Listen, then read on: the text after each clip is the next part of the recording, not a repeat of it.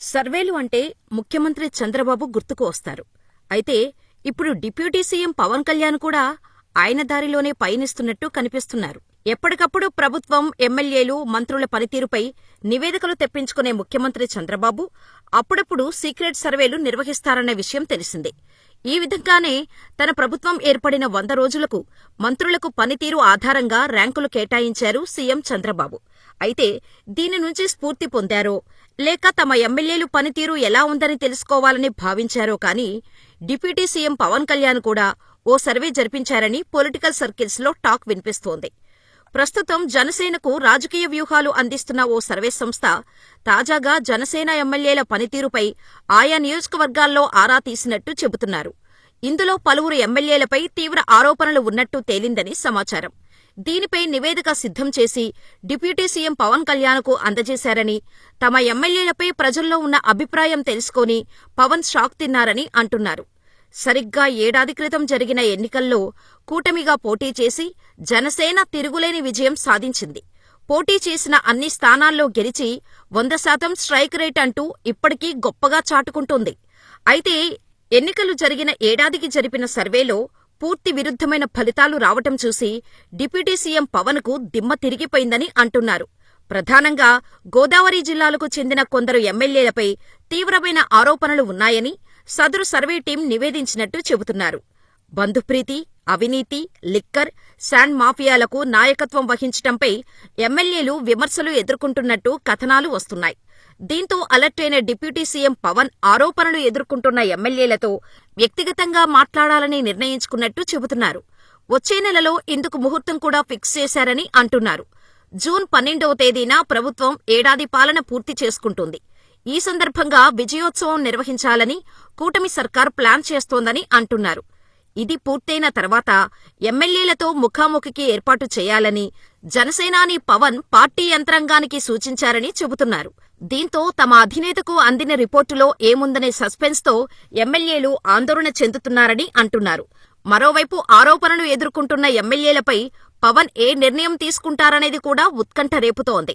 ఇక మరోపక్క mega brother, Janasena ప్రధాన కార్యదర్శి కొణిదెల నాగబాబు ఎమ్మెల్సీ. ఈ హోదా బాగానే ఉంది. హాయిగా పెద్దల సభలో 6 ఏళ్లపాటు ప్రాతినిధ్యం వహించవచ్చు.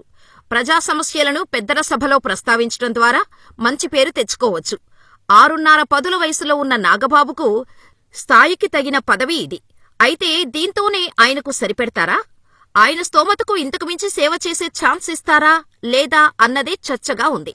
నిజానికి చూస్తే మెగా బ్రదర్ని మంత్రి అని 6-7 నెలల క్రితమే అన్నారు.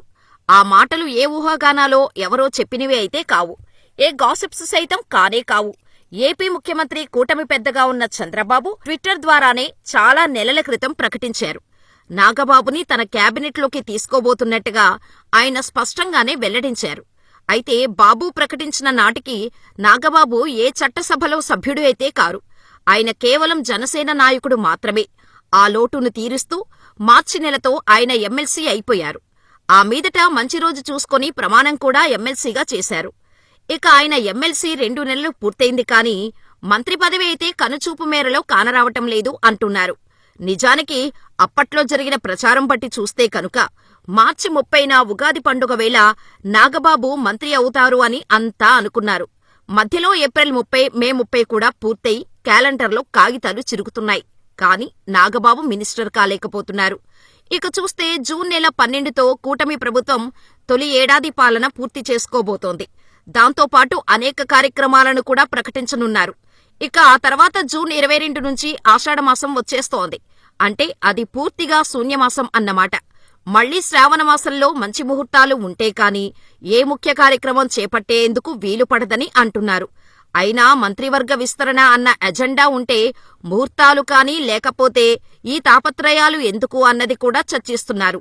బొత్తిగా ఏడాదికే ఉన్న మంత్రులను తప్పించి కొత్తవారికి ఇవ్వాలన్న ఆలోచనైతే కూటమి పెద్దలకు లేదు అని అంటున్నారు. కేవలం నాగబాబు కోసం రీషఫలింగ్ చేసినా చాలా మంది ఆశావాహులు ముందుకు వస్తారని, అలా చూస్తే కోరి తేనె తుట్టెను కదిపినట్టు అవుతుందని అంటున్నారు.